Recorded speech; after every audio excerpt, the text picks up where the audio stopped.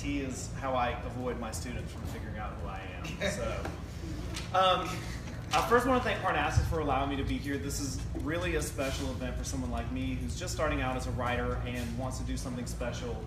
They made me feel like Stephen King. This is more than I could have ever imagined, so thanks to Parnassus. I want to thank Mary Coleman, my mother-in-law, without which there would be no Prosecco. She has been an unwavering supporter of my writing, and my wife Kate, without which there wouldn't be Bundt Cakes or probably this event. She's amazing, and she's not only my roadie, she helped carry everything in, but she's done everything. So I'm going to do just a brief little talk.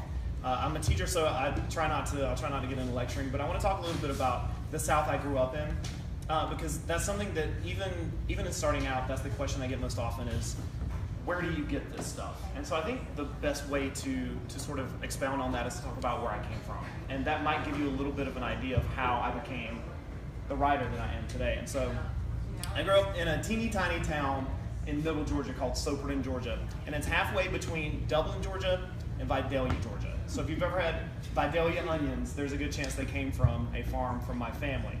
On the other side, there's two sides to my family. One side, they're sort of they're the farmers, they're the nice church-going folks, they're the ones who always tithe on Sundays, they don't drink, and then there's my side of the family. I grew up with bootleggers and moonshiners, criminals, construction workers, truck drivers, so that's the sort of family that I come from. I come from sort of the dark side of the South, and so I think that's really influenced who I am. They were farmers, but there was a dark side to them. So I had uncles named Grover and Clyde. I had Uncle Sports. I had an Uncle Wembley. So it's all very Southern. And I grew up in the specter of the Vietnam War. So that plays sort of heavily on my life. There's always sort of a shadow over the South of that. I mean, my father was called up to go to Vietnam. Found out he actually had a broken back, so he was given. He didn't have to go to Vietnam, and so I've always sort of had that following me around, this idea, the 80s, the Reagan era, Vietnam, the darkness overshadowing the South. And I'm the third of three children. I was an odd duck. My brothers were always, they drove trucks, they were prototypical boys, but I was always inside reading, trying to get my imagination would go wild, and so but I was still Southern because when I was in kindergarten, they had a weekly feature in the newspaper where they asked a kindergartner a question every week. And so the question I got was three people, it was me and two other guys, and I was asked, who's the most beautiful woman in the world? And one of the guys said, oh, God's wife, of course. And another guy said, oh, my brother's girlfriend. And of course, I said Dolly Parton. So, even from a young age, I had a little bit of Nashville in me. So, and I loved horror movies. I would stay up, and my older brothers would bring over their dates, and I would stay in my room and peek out of the door and look into the living room where they had their dates and they were watching these scary movies. And that also influenced who I am. I loved horror growing up, and I started reading. I didn't start with Stephen King. I started with R.L. Stine. That's sort of my age as well. That tells who I am. So I'd read the Goosebumps books, and the book that was mentioned in my introduction is the first book I tried to write. I was in third grade, and I made it about 3 pages in, but I really wanted to write a novel. I was actually more excited about drawing the cover. I drew like a bridge across the cover, and I wrote my name in big giant block letters and the bridge, and I had like a stick figure hanging from it, and it was a tragedy. My mom still has it, so there is evidence of my earliest self-published writing. And so I grew up with all of that, and as I got older, I sat at the feet of all these people I knew. I had a huge family. My grandmother had 13 brothers and sisters. On my father's side, my grandfather had 7 or 8 brothers and sisters, so there were always cousins I didn't know the names of who would tell all these fantastical stories about my family, about a town that I grew up in, the dark side of, there were crooked politicians and lawyers, stories that when I was younger I couldn't hear, but as I got older, I saw the public figures, and I saw what I thought of them in public, and then I would hear the real story of what they were doing in their private lives, and I found that utterly fascinating. I found the idea that this guy who is ostensibly a lawyer, the clerk of the town, protecting people, was also this raging alcoholic behind closed doors, or that he visited women of the night on his spare time. Like, this was unheard of. I didn't think that this could be something that happened in a small town like where I grew up. And so that helped to spark my imagination and what I wanted to do with my life. I thought, I love these stories. I love hearing about the lantern ghost, that if you sat down on the railroad tracks at midnight, he would walk by with the lantern looking for his head. I wanted to tell those sorts of stories. They feel almost distinctly Southern in a way, and I found myself wanting to do that. I wanted to tell these stories, and even from an early age, I thought, I can do this. I read these books, I feel like I can tell these kinds of stories, and so I did. I wrote The Bridge, and I wrote short stories that mimicked Ernest Hemingway when I was in high school, and they never quite worked, but I always had in the back of my mind I wanted to be a writer. And I went off to UGA, and something happened. I wanted to be a lawyer. That didn't work out, so I really jumped into English and started studying Southern writers, Southern fiction. And it was my senior year, it was my last semester. And to graduate with an English degree, I was a double major. I had to take 6 English classes, six upper-level English classes at the same time. So I ended up taking 2 African-American literature classes at the same time. And it brought together all of the things that I've been looking for my entire life. So I had grown up with this, I wasn't privileged. I was sort of a poor cracker from, South Georgia. And so I knew what that was like, but I didn't know what the black experience was like. And I can't speak for the black experience, but I think studying it in college made me want to write something about race in the South, the way that I grew up with it, not in a preachy way, but just the way that I saw it. And so the idea for Boogie House came from this guy named Emmett Till. I don't know how I made it to the senior year of college without knowing who Emmett Till was, but he was a young African-American kid who was killed for supposedly whistling at a white girl. He was lynched, I believe, and I hate to feel like I'm taking from that story to benefit writing, but it was the thing that codified this whole idea of the novel. Because I was writing about this guy named Rolson. I was like, I wanted to have him do something. He was this sort of dysfunctional person in the South, and I wanted to have him do something interesting.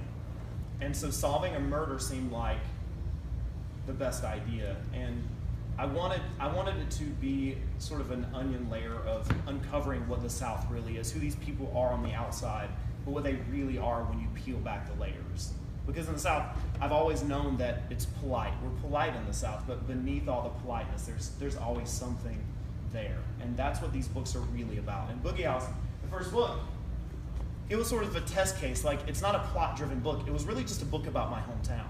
And so it's not a mystery in the same way that Law and Order is. It's not something where you go to a guy, he tells you a thing, you go to the next guy, he tells you a thing. So it doesn't wrap up neatly. I wanted it to not wrap up neatly because this, as I planned it earlier, was going to be an arc.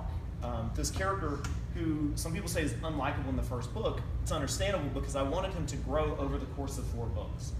I wanted him to be someone who reaches where he can be by the end of this entire series, and not just be, well, this book solves a murder, this book solves this murder, this happens, and then it's over. I wanted it to be about who this character is over the course of time.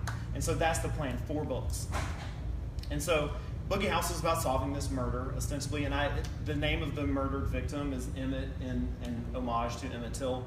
And that book, Stephen King says that Salem's Lot's kind of like a rusted car. It's got dings in the hood, and the tires are kind of flat, but it still gets you where you want to go. And I feel the same way about Boogie House. It was sort of me learning the process of writing and publishing a book. And The Devil Came Calling, the book I'm going to be reading from today, is kind of a different thing. It's more of a plot-based book. It's going to go places. It's getting Rolson where he needs to go. He flees his hometown, so he sort of like shirks off all this stuff that he thinks has been holding him down all these years, only to flee to Savannah where things catch up with him. And so what I'll do is I'm going to do just a brief reading to give you an idea of what the book is about. So to give a little background, there's a major spoiler in the first chapter, now that I stand up here and think about it, but I think we'll be fine. If you have headphones or earphones or just want to put your fingers in your ears and say la la la, I think that'll be fine. But I'm going to read the first chapter. Background, the first book was about Rolson, and he had a really strained relationship with his ex-wife, which I'm sure plenty of people can identify with. And so that's sort of going to be embedded in this first chapter. But the second book picks up in Savannah. It's 6 months later. I always love books where you've read about the character and then the second book picks up and you get to see, oh, what has space done for this person? What where has he gone in this time? And it's like catching up with someone you haven't seen in a while. So I'm going to read from the first chapter of The Devil Came Calling. So let me get some water.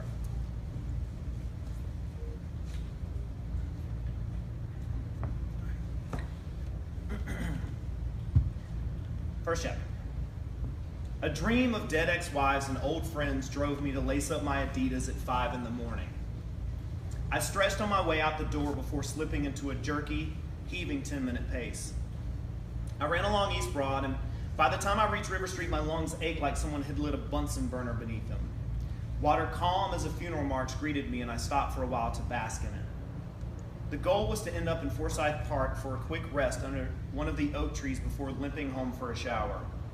By the time I finally got there, the sun had begun to peer over the treetops, sending oddly pleasant shadows throughout the grounds. Elderly men and women were my only company, and the occasional smile and wave was all that kept me from total solitude. I walked a lot. I should have hated running 6 months in, but I was okay. I'd given up smokes with the booze, even though every AA old-timer I met called me a lunatic for trying to make 2 high-stakes changes simultaneously.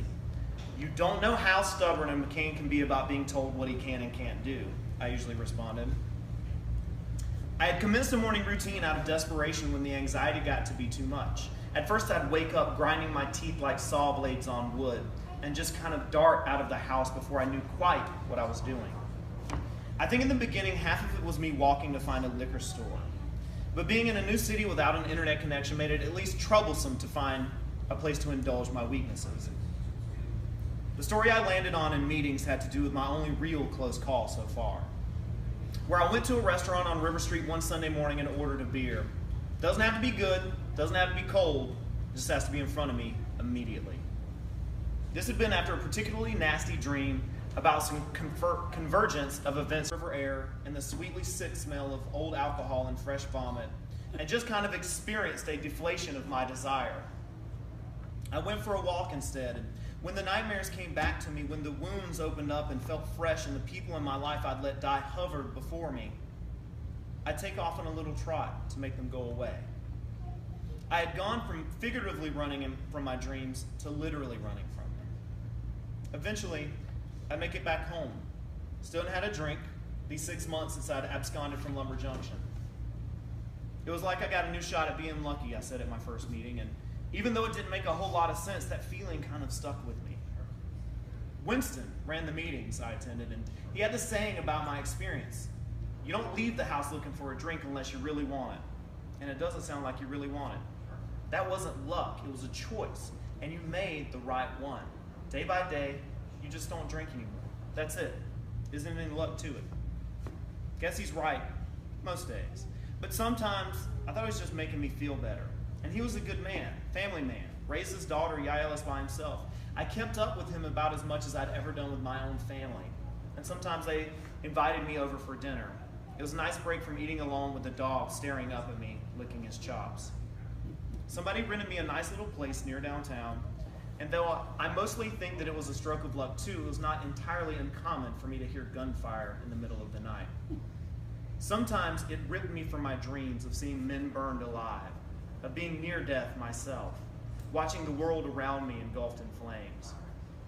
Other times, however, I was already up, peering through open blinds into the night, black as a cup full of Coca-Cola, another thing I'd become reacquainted with in my newfound sobriety.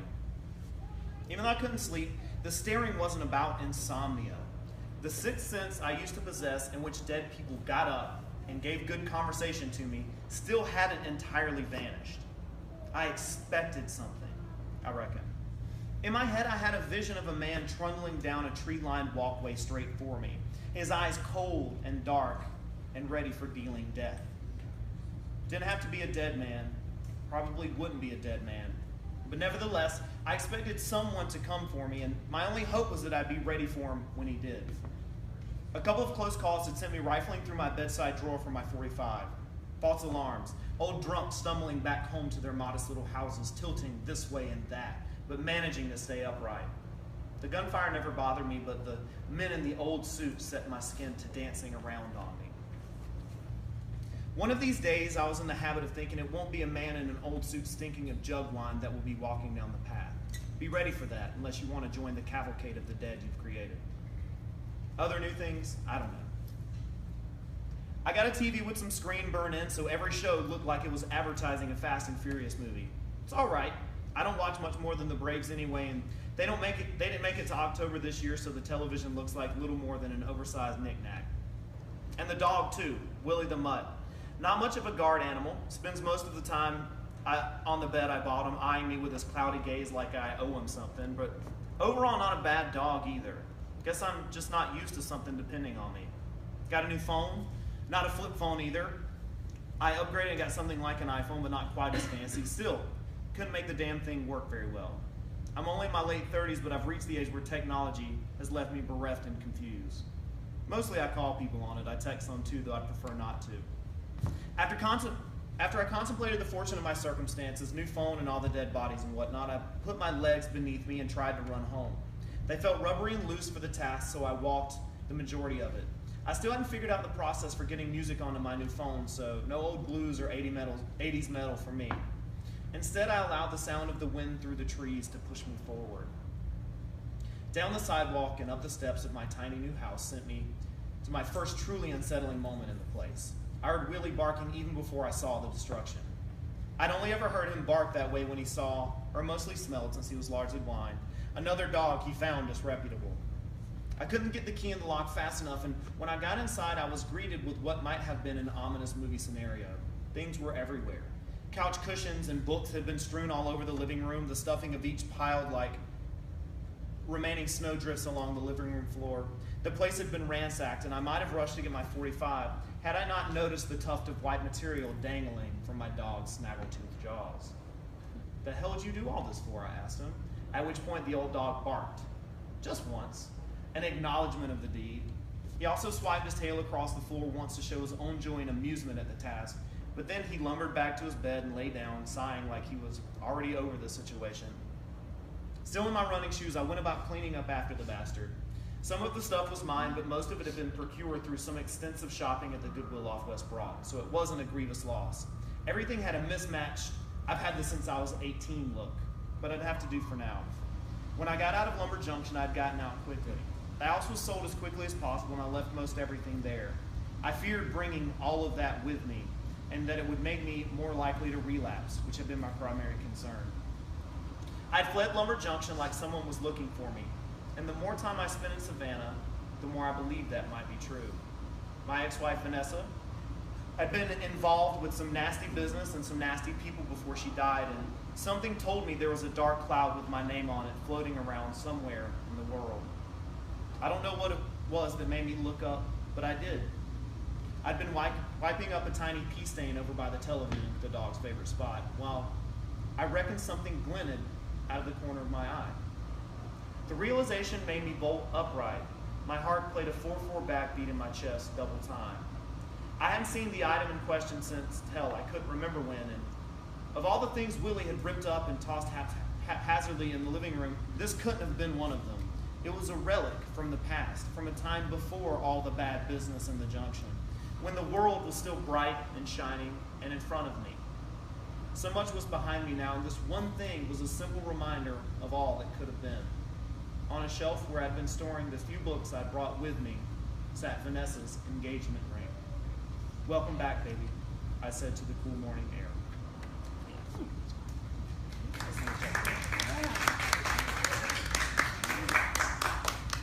Thank you for enduring that. I will be signing copies. I'll be hanging out here. If you have any questions, you can ask them now. Or as you think of them, if you want to pick up the book and peruse it. I'll be here for the next couple of hours to answer questions, sign books, and just hang out. So we got buntinis. We have lots of them. So feel free to gorge. They're red. Kate, I'm gonna out her a little bit. She loves a theme. So since this is the Devil Came Calling, she got red velvet buntinis. So devil's food cake. So we've got Prosecco and buntini. So enjoy yourselves. And I'm gonna be back here. So feel free to ask questions, hang out, or talk to me. Thank you so much. Yes. Well, absolutely. We'll just go ahead and ask questions. Okay, great. Please. What are you reading now? You're not reading Stephen King now. Who are you reading? What other writers do you like now that you're older and that you're on this journey? That's a great question. I try to read a book a week, and recently I've been on a spate of reading trashy true crime books. So I've been reading a lot of Anne Rule recently. She wrote a book in the 70s called The Stranger Beside Me, which was about her time with Ted Bundy. I'm fascinated by that sort of stuff. I mean, in the 80s I grew up, serial killers were all the rage. Serial killers were everywhere. That was the big fear. So I sort of dipped back into that. But my favorite writer, I would have to say right now, is a guy named James Lee Burke. He came from Louisiana. He writes this series called the Dave Robichaux series. I love those books with all of my heart. And if you haven't read them, you can pick up anywhere in the series. They're sequential, but you can pick up any novel and read it, and it's fantastic. My college roommate turned me on to him when I was 20, and I love them. So James Lee Burke's someone I read a lot of. There's a writer out of New York who wrote a trilogy of books. It's called the Hank Thompson Trilogy. His name is Charlie Houston, and it's Caught Stealing 6 Bad Things in a Dangerous Man. It's about a guy. It's a wrong man plot. It's very Hitchcock. He is given some money that is not supposed to be his, and some very bad people come looking for him. And it is a phenomenal 3-part series. It's written a very Dashiell Hammett sort of style. I've dug back into Dashiell Hammett. I just finished. Which you do as well. I mean, you incorporate those styles in your writing as well. And I'm trying to get to the point where I want to reach. My ultimate hero at this point is James Ellroy. I love all of his Underworld crime trilogy. I'm working my way sequentially through all of his books, and I want to get to the point where the point of writing is to carve out as much of the fat as possible. And so with the 3rd book, it's probably going to be double the size of the first 2 books, but I'm going to try to cut it down, which is what James Ellroy did with one of his books. They said, this is too long, this is 900 pages. So he just took out all the verbs. And so I'd like eventually to cut it down, because not only am I a fan of reading, I'm a fan of music, and I love songwriters like Jason Isbell. And I think the essence of a novel should be able to convey an idea without over-expounding on it. And I'd like to reach the point where I can get across an idea with a sentence. I think Hemingway does that really well. I think F. Scott Fitzgerald does that really well. I read The Great Gatsby once a year, and if you read closely in The Devil Came Calling, there is an homage to The Great Gatsby in there. There's a character who is taken directly from that book. So I love Southern fiction, but I try to find people who tell the truth in a succinct way, which I don't always do. So great question. Thank you so much. Any other questions? Where does the supernatural come from, the elements? What's your background spiritually, being raised in the South?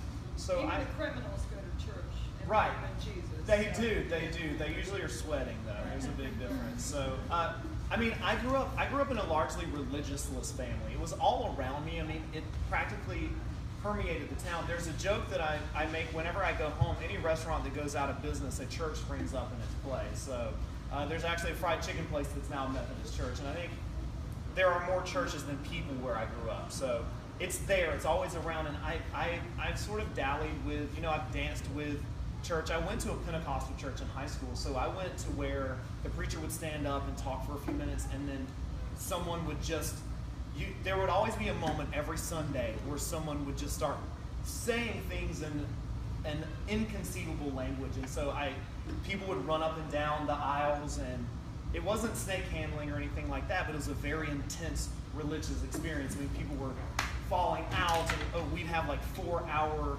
church services, and sometimes I wouldn't get home until 3:30 in the afternoon. So I went through my crucible of religion, but I'm sort of agnostic to this point. At this point, it's there. But the actual ghost part of it, I think, is just a part of the South. I mean, I think as soon as people landed in Savannah, they were telling stories about things in the woods, and it goes back to the headless horseman, and Washington Irving telling stories about the headless horseman. I mean, ghosts are just a part of the American experience, and especially the Southern experience. I mean, my grandmother believed in ghosts, and my mother told me stories of ghosts, and I always loved that aspect of it. I wanted to bring it into my books, and growing up in the 80s with Stephen King did not hurt. So,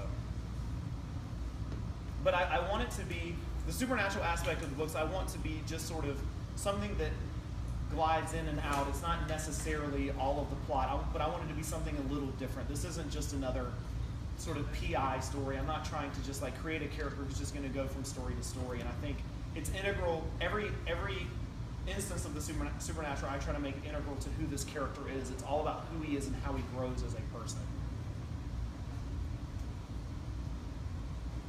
And if you want to hear, I kept this sort of PG, but if you want to hear stories that I grew up with that are sort of on the R-rated side, I have plenty. So I'd be more than willing to tell those. Well, the languages are.